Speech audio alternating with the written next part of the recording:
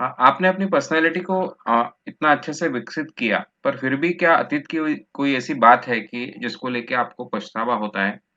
और अगर हमें किसी अतीत की बात को पछतावा हो, किसी अतीत की बात का, तो हम उससे कैसे मुक्त हो सकते हैं? इनकम ओम इस चैनल से सवाल है। मैंने तो मेरी पर्सनैलिटी इस ढंग से विकसित की कि मुझे किसी बात का पछतावा नहीं होता है। पछतावा ना हो इसी ढंग से मैंने अपने आप को विकसित किया है। इसलिए मैं ऐसा नहीं कहूँगा कि मुझे किसी चीज़ का पछतावा होता है। हो गया उस समय में वो जो बात आवश्यक थी, उस ढंग से वो बात हो गई। उसमें पछतावा करने की कोई बात नहीं। हाँ, ये सवाल हो सकता है कि भाई अगर आपके जीवन में अगर अवसर होता तो आप कौन-सी गलतियाँ अपने जीवन में करना टालते? तो उसका जवाब अलग है। आपने पछतावा के बारे में पूछा, तो मुझे किसी बात का आज तक का कोई किसी बात का पछतावा नहीं है।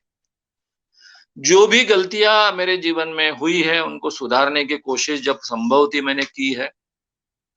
जो कुछ बड़ी गलतियाँ हैं जिनके बारे में हम सुधार नहीं सकते हैं, उसके बारे में मैं फिर कभी बोलूँगा।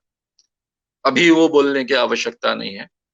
मैं इतना ही कहूँगा कि किसी बात का मुझे पछतावा नहीं है। पछतावा हो तो उससे अपने आप से कैसे मुक्त करना चाहिए। मैं एक कोर्स में ये बात सिखाता हूँ कि ज़िंदगी में जो भी गलतियाँ होती हैं, तो इंसान के द्वारा तो गलतियाँ होती ही है। जब भी गलती हो गई तो अपने आप को समझाओ कि ये गलती मैं दोबारा नहीं करूँगा। जो भी गलती के परिणाम हैं अपने जीवन में मैं भुगतूँगा। लेकिन दोबारा ये गलती नहीं करूँगा। और ब्रूडिंग करते नहीं बैठूँगा कि ऐसा मैंने नहीं किया होता तो अच्छा होता, ऐसा मैंने नहीं किया होता तो अच्छा होता, ऐसा ब्रूडिंग मैं करते नहीं बैठूँगा। ये तय कीजिए, जो भी गलती होती है उसका परिणाम भुगतिए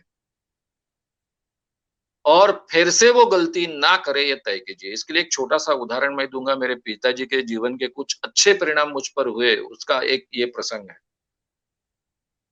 हमारे स्कूल में मैं 10वीं क्लास में पढ़ रहा था, इंग्लिश मीडियम स्कूल था और शनिवार को हम बाहर में काम करते थे स्कूल के एरिया में। वहाँ एक गोकरू होता है, उसको हिंदी में क्या कहते हैं मालूम नहीं, जिसको काँटे होते हैं, ऐसा छोटा-सा फल होता है।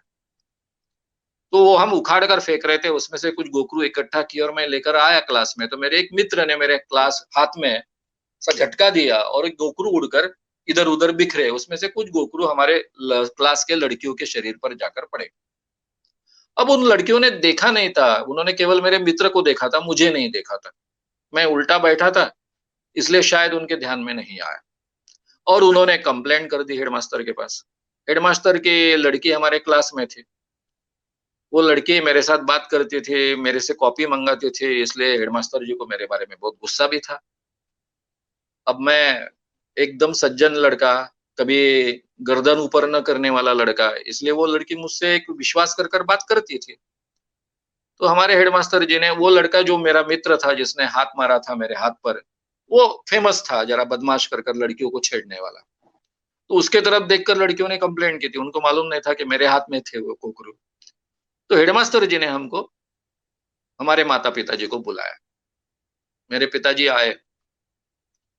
हेडमास्टर जी को मैं बार-बार समझा रहा हूँ कि मैंने डेलिबरेटली नहीं किया है। मेरे मित्र ने भी डेलिबरेटली नहीं किया है। हाथ में थे, मज़ाक-मज़ाक में हो गया। उसमें कोई लड़कियों के शरीर पर गोखरू फेंकने का हमारा उद्देश्य नहीं था। तो ये फिर से स्पष्टीकरण मैंने पिताजी के सामने दिया। मैं पिताजी को बहुत डरता था। मेरे पिताजी ने एक बात मुझे समझाई, "श्याम, ये मान्य है कि तूने डेलिबरेटली नहीं किया। तेरा कोई उद्देश्य नहीं था। तेरे मित्र का उद्देश्य था, नहीं था, इसके बारे में डाउट है। लेकिन तेरा कोई उद्देश्य नहीं था, मान्य है। लेकिन अंगारे हैं, धधक रहे हैं। उस पर गलती से पैर पड़ गया और डेलिबरेटली पैर रखा। पैर तो जलने वाला है और पैर जलेगा तो उसकी तकलीफ सहन करनी है। इसलिए तुमने गलती की हो, न की हो, धधकते हुए अंगारों पर तुम्हारा पैर पड़ा है, तो तुम्हारा पैर जलने वाला है, वो जलने को तुम सहन करो। ये जो सीख मेरे पिताजी ने दी थी, इस कारण मेरा गिल्ट कॉम्प्लेक्स तुरंत दूर हो गया कि मेरी कोई गलती नहीं है, कुछ नहीं है, फिर भी मुझे हेडमास्टर जी ने मारा। पिताजी के सामने नहीं मारा था, उन्होंने पहले ही मार दिया था। और फिर ये लड़कियों का पूरा ग्रुप जाकर जब मिला हेडमास्टर जी से और उनसे कहने लग गया कि श्याम ऐसा कर ही नहीं सकता है, वो ऐसा कभी करेगा नहीं, आज तक उसने अभी ऐसा किया, वो तो आँख उठाकर भी देखता नहीं है। तब शायद हेडमास्टर जी को भी लगा कि उन्होंने गलत तरीके से मुझे कूटा, पीटा और उसके बाद में वो मेरे से ज़्यादा अच्छा व्यवहार करने लग गए। लेकिन ये प्रसंग का मेरे जीवन पर बहुत परिणाम हुआ। चाहे हमारी गलती हो ना, हमारे हाथ से अगर कोई गलती की गई है या फिर अनजाने में हुई है, तो उसके परिणाम भुगतने के लिए तैयार हो। परिणाम चुपचाप भुगतो और ये गलती अपने जीवन में दोबारा हम रिपीट नहीं करेंगे, ये तय कर डालो। ये सबसे बढ़िया तरीका है और इस तरीके से पश्चाताप से हम मुक्ति पा सकते हैं। ठीक है, नेक्स्ट टाइम मैं नहीं करूँगा। गलती हो गई, उसके परिणाम मैं भुगत रहा हूँ। ये तरीका अपने जीवन में हमने अमल में लाना चाहिए।